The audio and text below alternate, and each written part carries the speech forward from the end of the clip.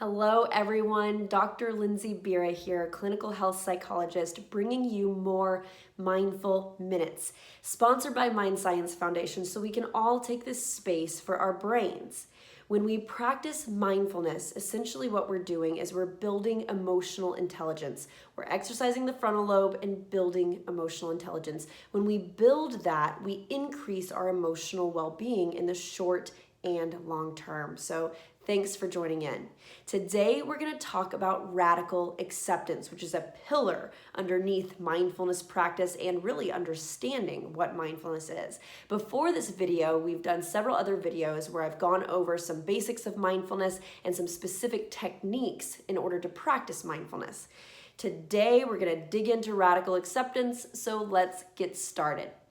Radical acceptance is a concept, is a state of mind or a practice that we can step into at any point in time that's all about accepting and digesting the reality of something that happens.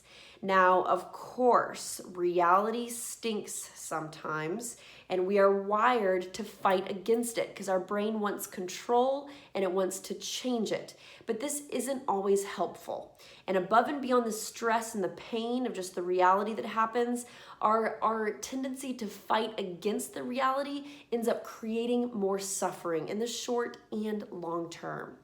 In therapy, something that we do is we dig into people's interpretations of events and the fighting against the reality because that maintains symptoms over time. So we do a lot of radical acceptance work within therapy. When we think about the fairness of the world, at the very basic level, the world is entirely unfair. We as humans who create order and structure and justice concepts, we actually apply a fairness model to the world. And so when things happen, our brain fights against the reality a lot. We're just kind of wired like that. If we look in nature, animals are eating animals, are eating babies of animals. It's a survival thing. There's a lot of unfairness there. In our world, there's more structure and order, but there's still things that happen that are unfair that we fight against.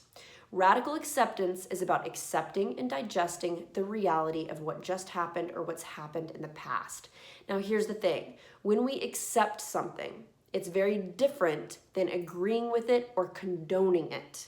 These can be two separate and really should be two separate things. We can accept a reality, at the same time we can say that that reality is wrong, that something happened that was wrong, and then we reorient to values, make some changes so that healthier things happen moving forward. That's what we call growth, and that's what we're all here to do. We also want to make sure that when we talk about radical acceptance, that we're not just kind of blindly accepting things and we're supposed to feel, good whenever we do it. We're taking off a layer of suffering, but sometimes accepting a reality means we're not avoiding a reality and we're actually feeling the pain that it causes. So to use an example like traffic. So when we get in the car, we're suddenly stuck in traffic, we're going to be late, and we say, this shouldn't be happening. That's a red flag that we need to step into radical acceptance. I can't tolerate this. I can't be late. Other people are ridiculous. Driving shouldn't be like this today. That's signs that we're fighting against it, and it's just not going to be helpful because the next steps are getting super angry, maybe saying some cuss words, and creating an unhealthy environment in the car. Radical acceptance is about saying, oh man, I'm experiencing this. This really stinks. I did not want it to happen today. And also, I accept that this is part of the reality of driving, that if I choose to have the experience of driving on any given day, I'm also choosing that I may have traffic and that's part of the experience. So I can tolerate this right now. It might make me late. I might not like it, but it's what's happening. And so it is what it is. And then we reorient to something like values. Having a sense of calm, having a good conversation, something like that, because we can't change the reality in front of us. When it comes to somebody doing us wrong, somebody's overstepped our boundaries or caused us pain, we also want to accept that human beings do those things sometimes. And if we're human and alive, we're going to be harmed by other people. If we're human and alive, we are going to make mistakes. So when we hold somebody to something and keep saying that shouldn't have happened, what we need to reorient to is, well, that did happen. And because they're human and alive and I'm human and alive, This caused me pain. They took actions that caused me pain. There's probably some factors that related to them doing something. We'll talk about that in another presentation, but it is what it is, and I can accept that this has happened to me. Sometimes that allows us to feel more pain in the short term, but it lets go of suffering for the long term. So let's step into a little practice here. So I want you to take one slow, deep breath. And as you do so, I want you to just bring up in your mind something that you have been fighting against. Maybe this is a daily hassle. Maybe this is something that somebody did to you. Maybe this is something that you messed up on in the past. If you're human and alive and think hard enough, I guarantee you we can find an example for all three. But right now, just kind of notice what comes to mind. And also notice the things that you say to yourself about that.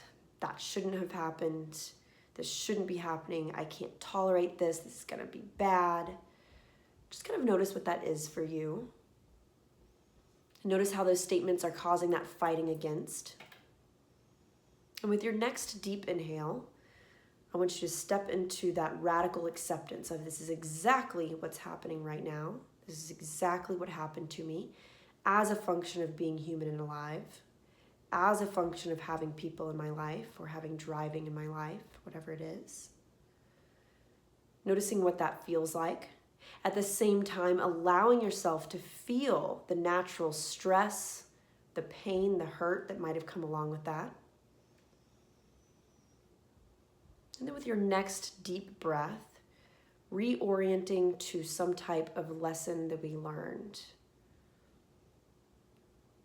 Maybe what type of people to have in our life, how far we can trust people. Something that we learned from that situation that we carry forward with us. Or even if we learn how quickly our nervous system reacts to daily stressors. Just kind of notice that. And taking one last deep inhale, envisioning yourself practicing this moving forward. And as you exhale, gently open your eyes. Awesome. So thanks for tuning in. This is a great practice to step into. Use your emotions as a cue. This is our greatest cue for mindfulness. When we feel our emotions raise, we can't control that, right? But when we feel it, that's our cue to say, wait a minute, let me take one slow, deep breath. Let me think about what I can plug in this moment. Thank you guys so much for tuning in. There will be a couple more videos specifically related to self-compassion and other compassion and how do we do all of that. So tune in, and I look forward to seeing you again. Take care.